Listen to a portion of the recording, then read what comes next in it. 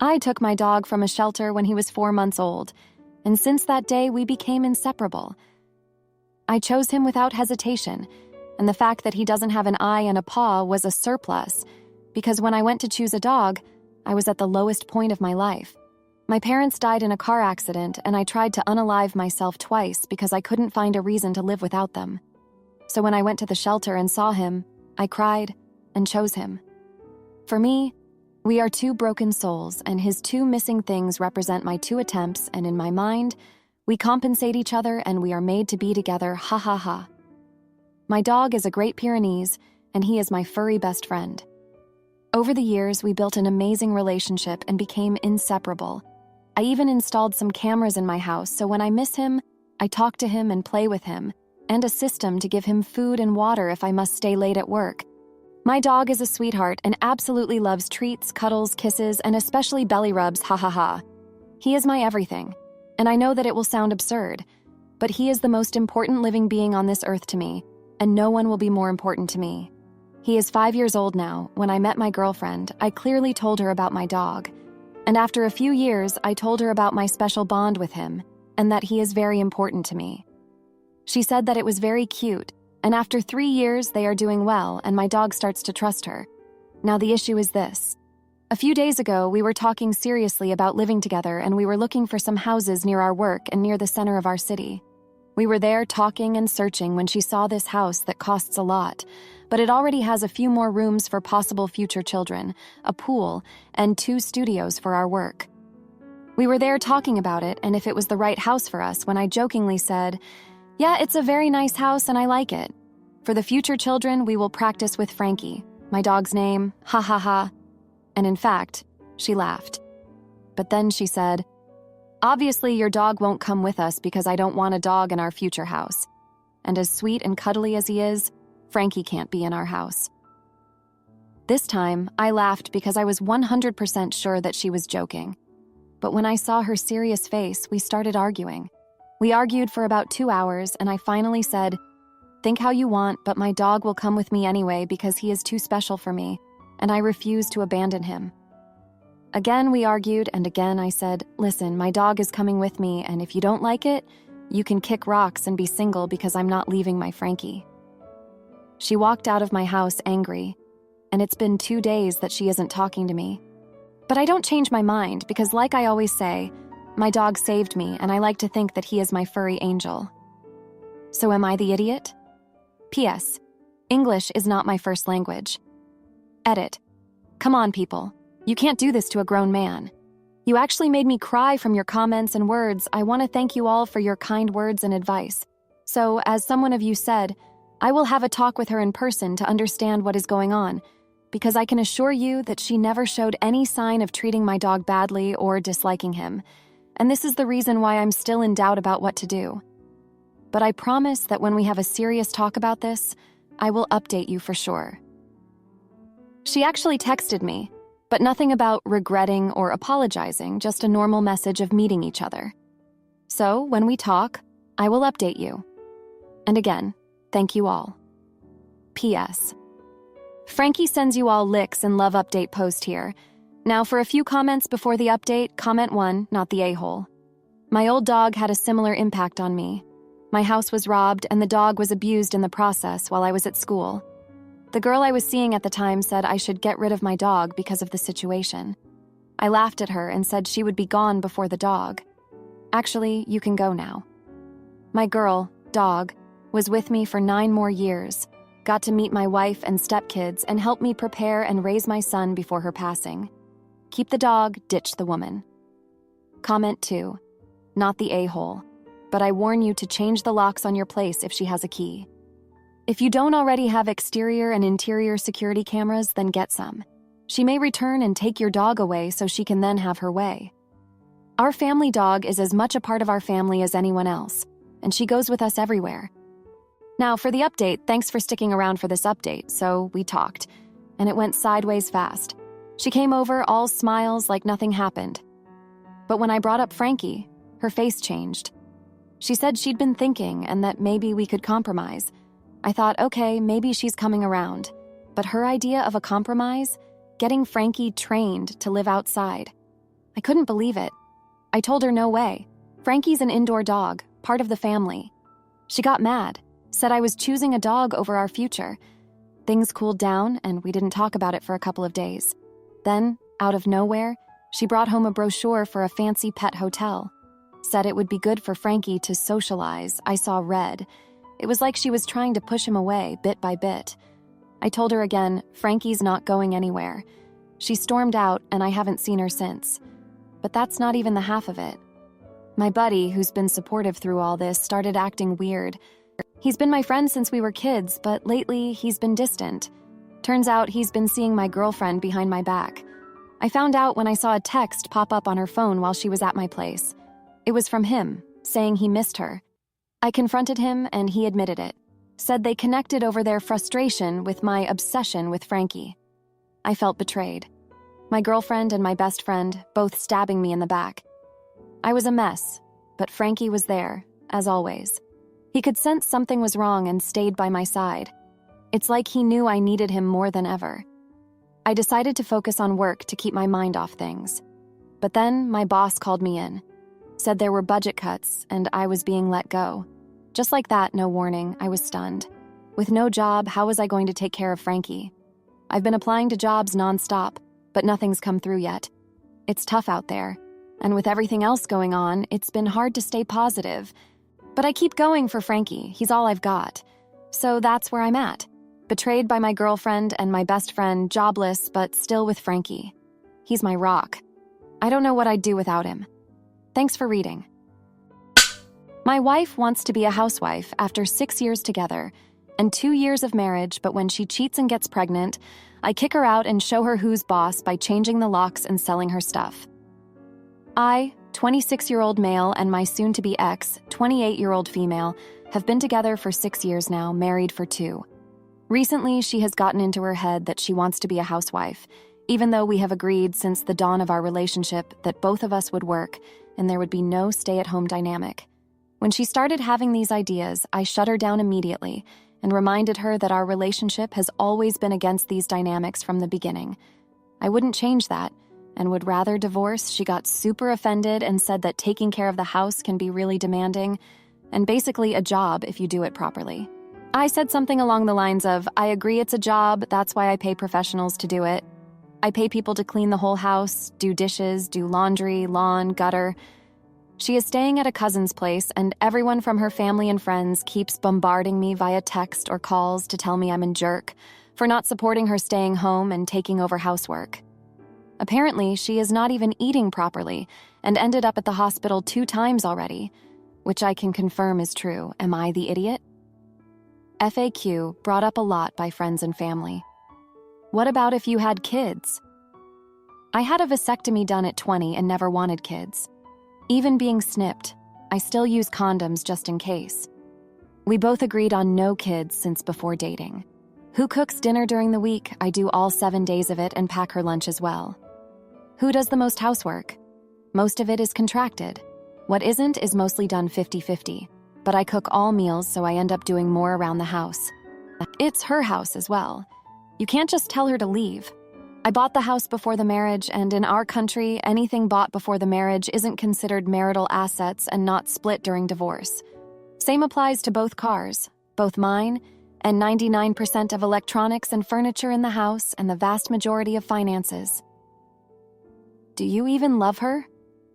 Yes, I do, and it pains me to not have her here. I've been crying myself to bed ever since she left, and haven't been getting better at all. But marriage is also a contract, not just love, and I don't feel like she was honoring what we agreed upon by wanting such a radical change. Therefore, I deemed us no longer compatible. Edit. Sorry, I should have included this in the post. Her reasoning basically is, I hate my work and it makes my life miserable.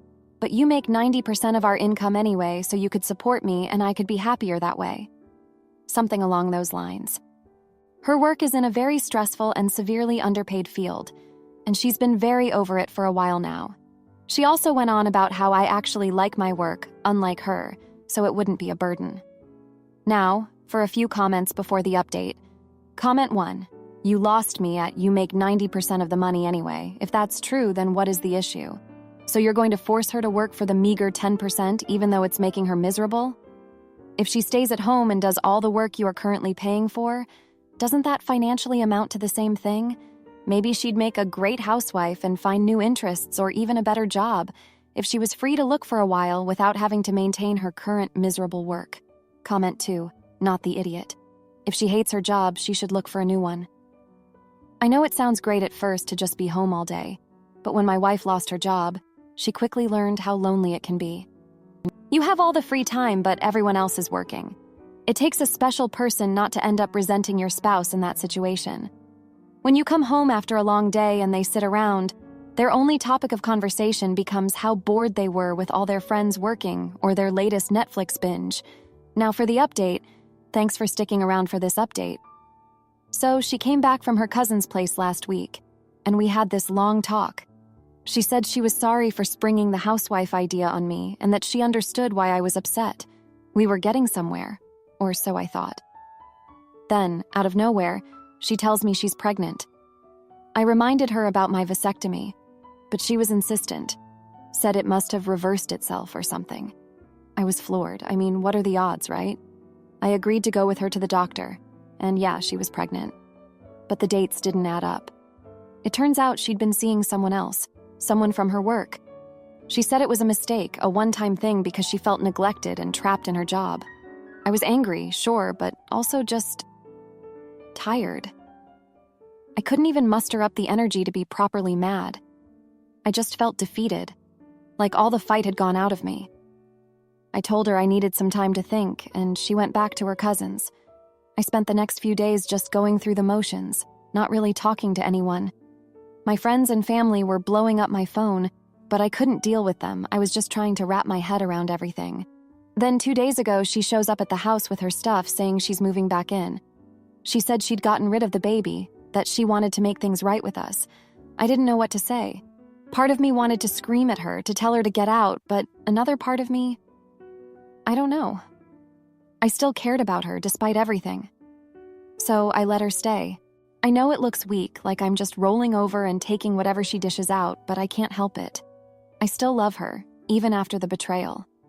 I don't know if we'll stay together, if we can get past this, but for now, she's here. And that's where we're at. Thanks for reading. My husband cheats with my cousin and thinks he can take my house, but I secure my grandparents' inheritance and leave him homeless and baby daddy to a pariah. My grandparents give each of their grandkids enough to buy a house when we graduate from college. We have to get through college on our own. My older brother made it through with some debt, so he paid that off and still had enough for a 50% down payment and money in the bank for emergencies. I was lucky enough to qualify for a scholarship as well as a bursary through my father's employer. When I graduated, I bought a small house close to public transportation so I could take the train to work. A few years later, I met and married my husband. He met my cousin Yvonne at my wedding. She is beautiful. I know I'm not ugly, but she is gorgeous. They started an affair about 3 months after the wedding. I found out because they are both stupid. I was hurt. But more than that, I was furious. I wanted to kick him out immediately and divorce him. Instead, I waited almost 6 more months. A month before she graduated from university, I went to my grandparents and broke down. I told them that I just found out about the cheating and that I was shattered. That my own family would do that to me. I stayed with them for a couple of weeks. My husband tried to get to me, but I didn't talk to him. My grandmother helped me get a lawyer for the divorce during this time. My cousin has basically been shunned by the family now. My house was a premarital asset and was covered in our prenup. I gave my ex 1 month to move out. My grandparents are old school about marriage and family. They are beyond pissed. They said that they couldn't fix what she did, but they could make their displeasure clear. They gave me her money. She had taken out student loans since she knew she could pay them back. She also chose a degree that was not exactly in the STEM areas, so she will not be making a great salary coming out of school. My ex is begging me to let him stay because he loves me. I said that he would not sleep with other women if he loved me. I know he doesn't. He just did the math and found out how fricked he is. My aunt and uncle are pissed off at me for screwing their baby out of so much money. I want to be clear here. It was never my intention to take her money. I just wanted our grandparents to not give it to her. Me getting it was just frosting on the cake. Right now, the family is divided, but mostly on my side. They do not want to openly disagree with my grandparents. Everything is over and done with. The divorce will take a little more time, but my money is in my retirement account. My ex is out of my house, and my cousin can go frick herself. I feel guilty about not confronting them immediately and for bringing my grandparents into it. My ex asked me how I knew. I told the fool his texts were all showing up on our tablet before he deleted them. I had screenshots of everything, so I guess I'm asking if I went too far and whether that makes me the only jerk in this situation. Now, for a few comments before the update. Comment 1, not the idiot. Your cousin did this to herself. Your aunt and uncle can pay for her. You didn't ask your grandparents to do what they did. They have every right to give their money however they choose. Your cousin tried to play you, but got played herself. You dodged a bullet by ending this when you did. Your ex is dumb. It's also sad your aunt and uncle care more about money than they care about their child's actions. Comment 2. Not the idiot. She knew she was doing wrong, and she should have known there might be consequences. She isn't a kid anymore. She is responsible for her own actions. Now, for the update. Thanks for sticking around to hear the latest. You won't believe what's gone down since last time. So my ex was supposed to be out of my house, right? Well, he tried to pull a fast one. He said he lost his job and had nowhere to go. I didn't buy it for a second. Turns out he was lying through his teeth. He had a job all right, a cozy little setup with Yvonne's help. They were planning to move in together, but not before he tried to squeeze every last day out of my place. I found out because my neighbor's a bit of a gossip and saw him all suited up heading out in the mornings. I confronted him, and he had the nerve to say he was just trying to get back on his feet. As if I'd fall for that. I gave him 24 hours to pack his bags and leave for good. But wait, it gets better. Yvonne, who's been shunned by most of the family, decided to throw a curveball. She announced she's pregnant. And guess who's the father? Yep, my ex. The family's in an uproar. Some are feeling sorry for her, thinking she's trapped in a mess she didn't see coming. Others are just shaking their heads, saying she made her bed. Now she's got to lie in it. My grandparents, bless their hearts, are standing firm with me. They're disappointed, sure, but they're also clear-headed about the whole mess. They've seen enough to know when someone's made their own trouble. And then, the bomb. My brother, who's been my rock through all this, got into it with Yvonne. He's always been the problem solver, but even he has his limits. They had a huge blowout at a family gathering. Voices were raised, accusations thrown, and in the heat of it all, Yvonne let slip that she'd been manipulating my ex from the start. She wanted a comfortable life, and latching onto my ex was her ticket. The aftermath was like a cold shower for everyone. The family's now split down the middle, with some feeling a twisted kind of sympathy for my ex, who's been played like a fiddle. Others are just disgusted with the whole situation. As for me, I've had enough. I cut off Yvonne completely. No calls, no texts, no family events if she's there.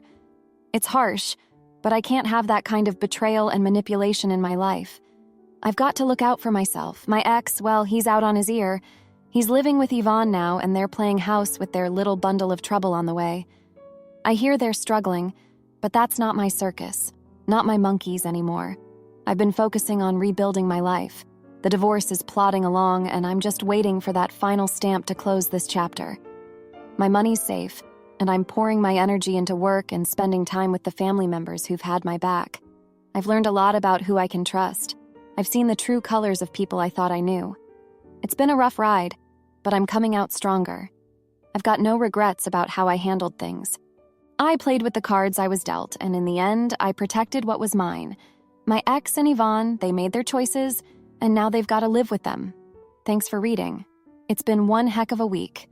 If you like this video, you'll probably like these too. Also, while you're here, please consider subscribing. It's your support that keeps this channel alive and allows me to make better and longer videos. Have a great day!